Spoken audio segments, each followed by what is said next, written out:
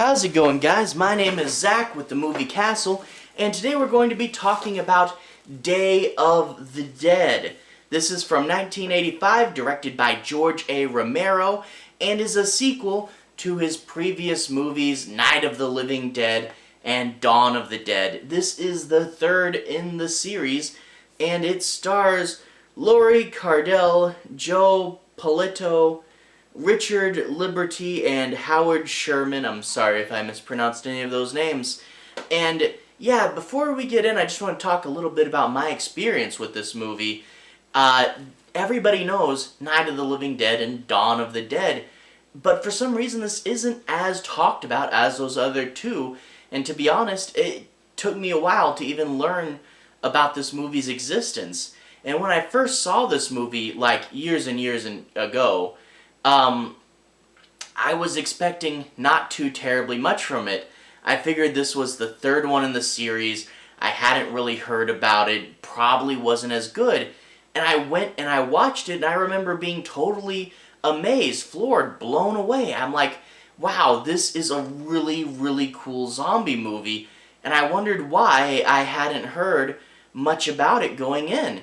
And I started talking to other people about this movie, and a lot of them hadn't even heard of it, didn't know it existed.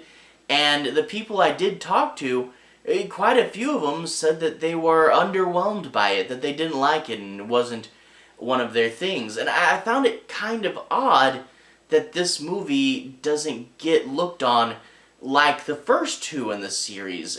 To be honest, it's one of my favorites. It might even be my favorite of the original trilogy. And I'll get into why it might be underrated towards the end. But yeah, if you haven't seen this movie, definitely go check it out. And when you pick it up, there are two remakes to this movie, and I definitely recommend checking out the original first, as I normally do. But when you pick it up, make sure it says on the back, directed by George A. Romero, and from 1985. Watch the original.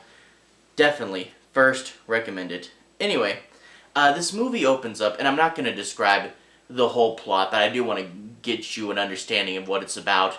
This movie opens up, and the first 10 minutes are like perfect. You get the main character, Sarah, and it opens on this dream sequence where she's alone in a cinder block room, and there's no doors, not even a window, and the only other thing in the room is a calendar with a bunch of days X'd off, so you know that a bunch of time has passed. And actually, the calendar, it is on October 31st, so even though this doesn't really come up in the movie, this is technically a Halloween movie. So, hey, a Halloween movie, even though it doesn't really come up in the plot. After that, she wakes up, and she's on a helicopter and looking down at a city. You see, they've been going up and down the Florida coast for hundreds of miles, and they haven't found anything, no survivors. They land their helicopter in this big, empty city. There's just wind and empty streets, and you get some really cool visuals, like a bag of money that's just open and the bills are blowing in the wind, and like one of the last newspapers humanity ever printed, headline, "The Dead Walk."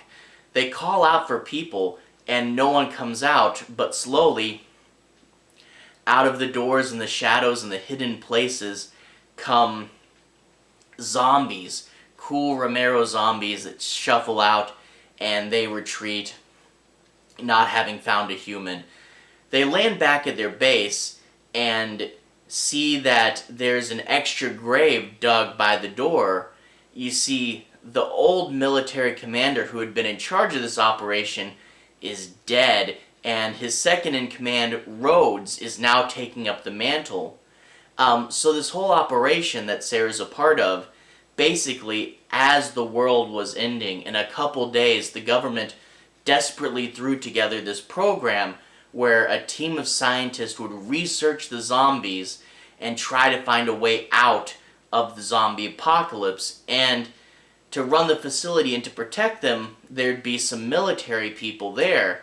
Now, this operation should, be working, but unfortunately, tensions have arose between the military people and the scientists, and this whole situation, instead of becoming a way out, is becoming this powder keg. Rhodes is a jerk character. Now, normally I don't like jerk characters, but Rhodes is probably the best written jerk character in like movie history. And a large part of that is because Romero takes the time to write from his perspective.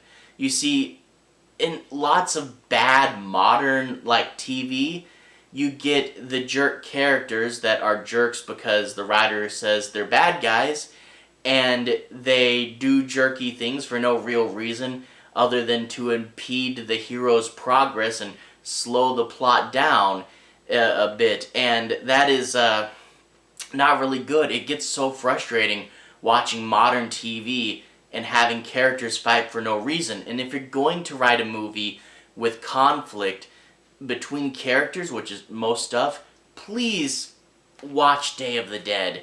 Rhodes is mean. He is a jerk, but he has his reasons. His soldiers are dying at a rate of 5 to 1 when compared to the scientist. The scientists haven't really produced anything useful. They've made the odd discovery here or there, but it's nothing that's going to get them out of the apocalypse. And on top of that, to do their experiment, they're keeping zombies in the bunker, and he hates that.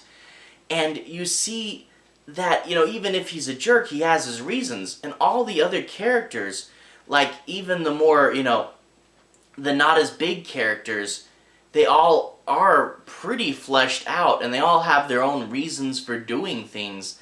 On the scientist side, you of course get Sarah. She's calm and level-headed, kind of like Ellen Ripley from the Alien movies. She's really good. She's emotionally mature, and she refrains from snapping. But that doesn't mean she never does. In fact, because she refrains so often, when she does actually snap a few times in the movie, you know it's a big deal. You also get a few other people. You get a radio operator and the helicopter pilot, and they don't live with the rest of the people. They're off to the side. They have their own little RV that they've called the Ritz, and they have a little beach area behind it that they've made up. And they're like, we don't agree with the army, but you scientists, you're kind of wasting your time on this. The world's basically over. Just try to enjoy your time. And having a third faction there really makes it more interesting, And in addition to all these guys, you get the leader of the scientist, who they've nicknamed Dr. Frankenstein, and he is a cool character. He's one of the few people not afraid to stand up to Rhodes, because he knows this whole operation is for him, and he has kind of a authority in that, although how much does Rhodes really respect that? But in his lab, he's doing some cool and gross things. He's got like a zombie with most of the head cut off except for the brain and a little bit of support, and he's got one that he's cut off all the access to the internal organs like the stomach, and it still wants to eat even though the food can't go to the stomach. The makeup effects in this movie are once again done by Tom Savini, and he really outdoes himself. It's cool and gross and very creative. But the biggest thing that Dr. Frankenstein has going in this laboratory is his pet Bub, a zombie that shows high potential for remembering the world before, and he's training it to do things like, pick up a book like he remembers, or pick up a phone and start to try to talk into it, and like a music player or something.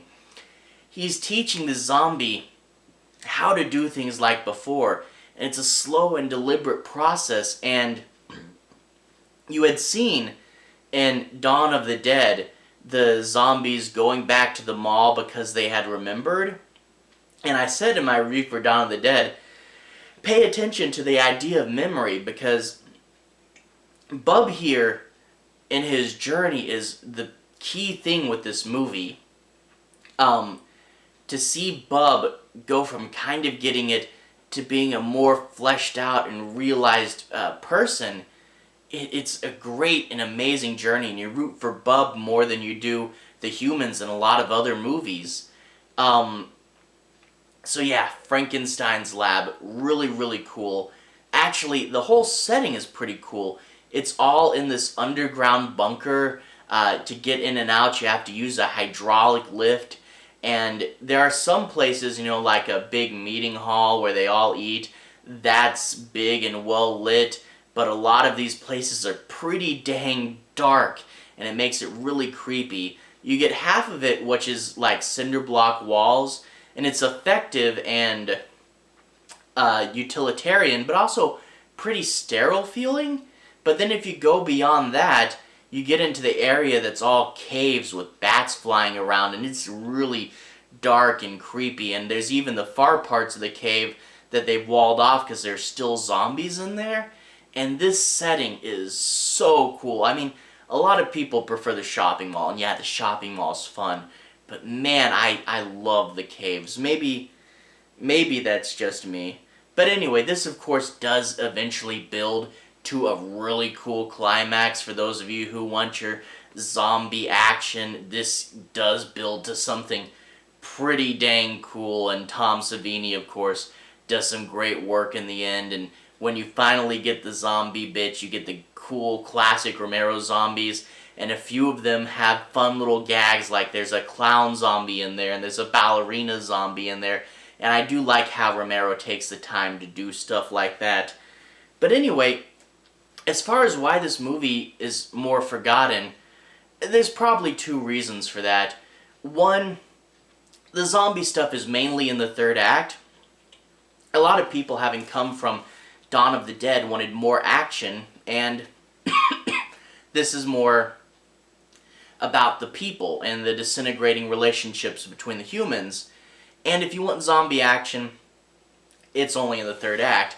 But you really do need to look at the humans in this movie. Pretty cool stuff, but yeah, if you want action, that's not there. And in turn, most of the zombie stuff is Frankenstein's lab and not just survival. And also, some people aren't fans of the zombies being more human. But I feel that it's earned, like it's set up in previous movies, and in this movie, it goes all the way to the end before that element's fully realized.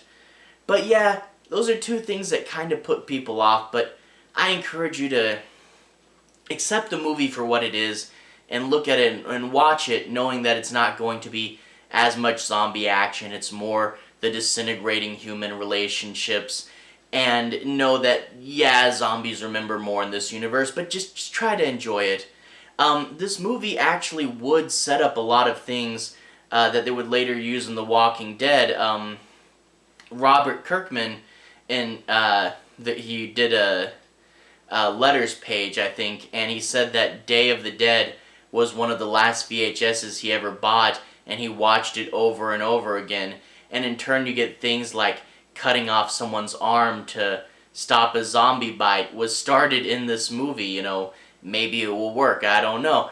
And you get things like, the